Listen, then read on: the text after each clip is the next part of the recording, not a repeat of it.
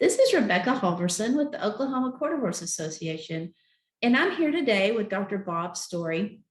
And Dr. Story has an incredible history with Oklahoma Quarter Horse, but just to tell you about his life and where he started from and what all he's done, and this won't cover all of it, but I want to hit the highlights for sure.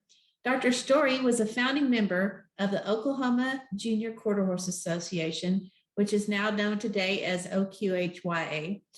Dr. Story went to Oklahoma State University. He graduated #1 in the College of Agriculture. He was Phi Kappa Phi in undergrad and vet school at Oklahoma State. And while he was there in vet school, he helped to re-implement the horse production class. Dr. Story was voted as Outstanding Educator of America while he was starting the horse program at Lamar College. He was on the national champion livestock judging team in both high school and college. Dr. Story owned and operated Story Equine Practice, primarily operating in Sunland Park, Ruidoso Downs, and Zia Park, and was one of the outstanding veterinarians in America. Dr. Story's clients won the All-American Futurity 14 times and the All-American Derby 15 times. So with that, I wanted to ask Dr. Story, what was your earliest experiences with the equine industry? Well, I feel like I was very lucky in that I was associated with the very golden age of the American Quarter Horse Association. My granddad was a very, very enthusiastic horse owner. And I learned a lot from him and his friends because he was born in 1900. And so in his early years, they actually had to use horses for not only their transportation, but for their work, because they owned farms in Colorado and in Oklahoma.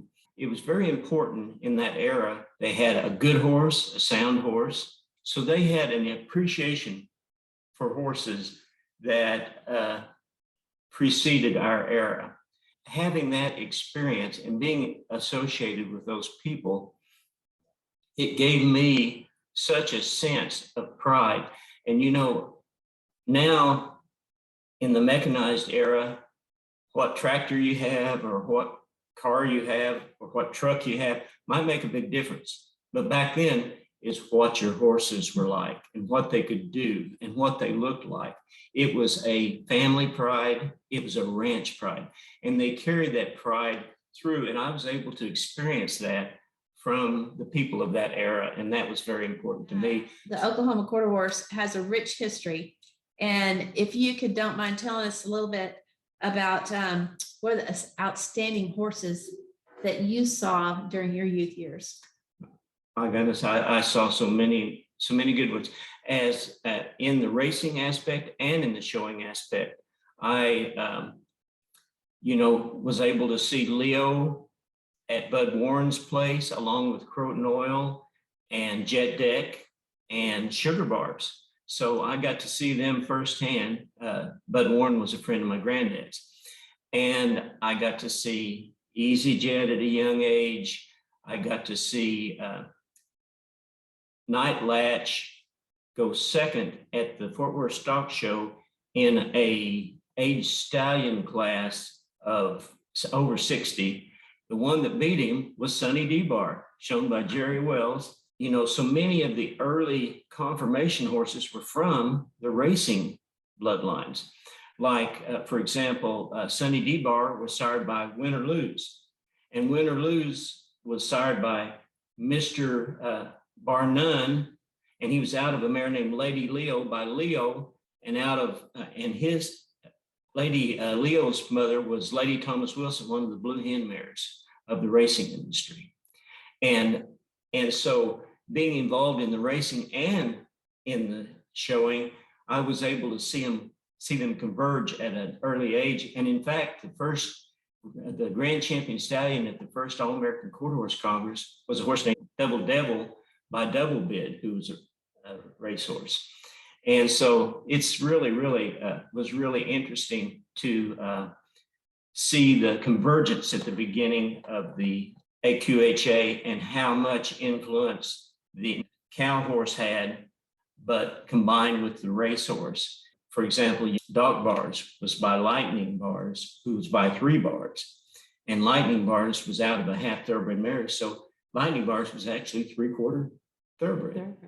And so there was a lot of thoroughbred influence in the beginning. And then at the shows, I remember my granddad was real excited. He couldn't wait. He picked me up at school on Friday. I was probably 11 or 12. He picked me up and he said, "Bob, I've seen the best horses that I've ever seen in my life."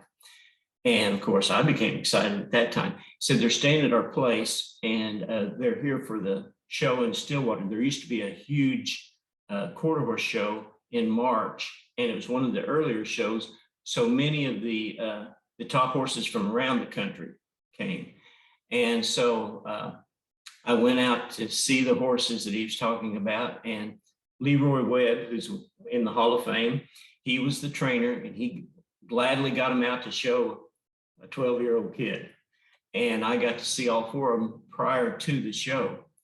Well, we go to the show the next day, and there were horses from all over the country, top horses. And for example, R.Q. Sutherland from Kansas City, he had a whole string of horses there, and beautiful horses. And the Goddard Ranch in southern Oklahoma, the Rieger Ranch in western Oklahoma, and Marianne Paris from Texas, and just from all over the country, the top horses. There was some of the horses that were there were like Frosty Money, who became a top one, and Lady Alito Bar and Alita Bars, who both were honor roll for the World Show. It was big for the honor roll halter horses.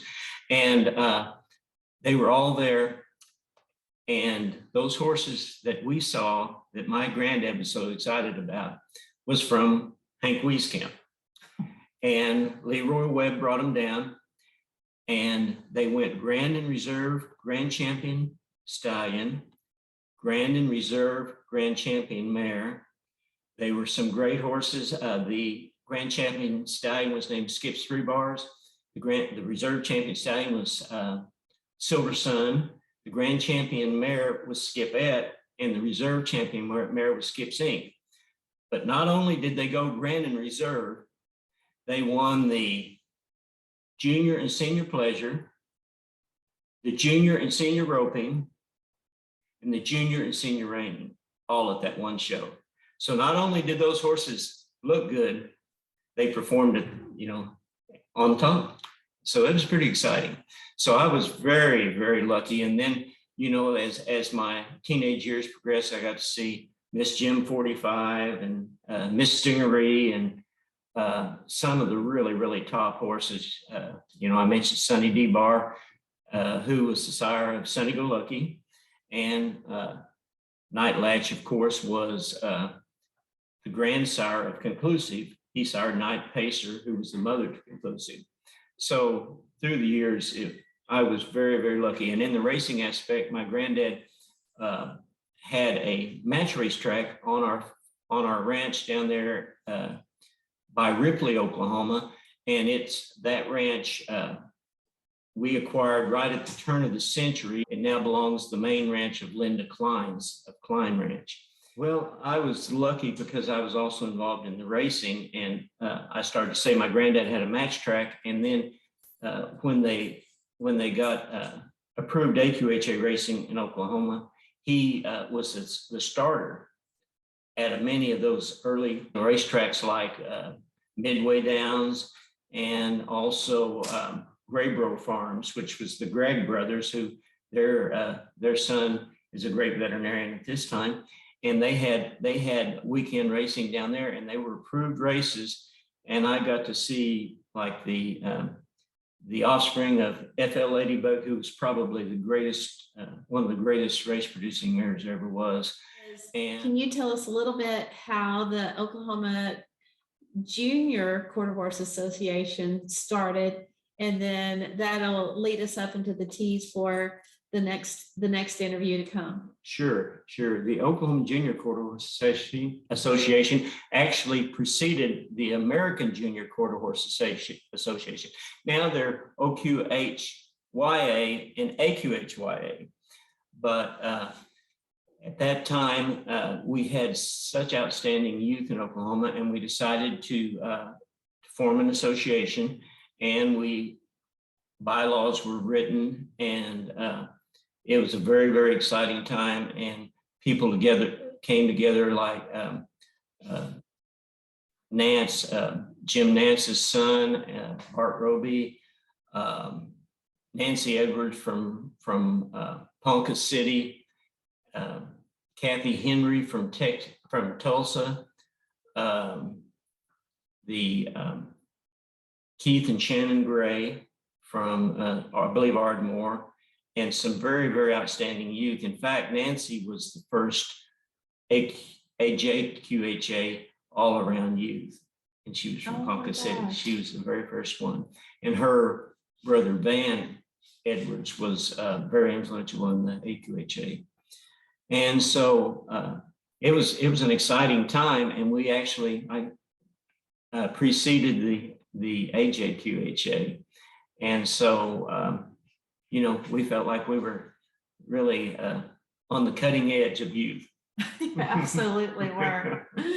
Oh, well, that's all for today, but I think that you can tell that the history that Dr. Story has with Oklahoma Quarter Horse as well as the American Quarter Horse Association is fascinating and very rich with history. So please tune in, and we will continue with his amazing story.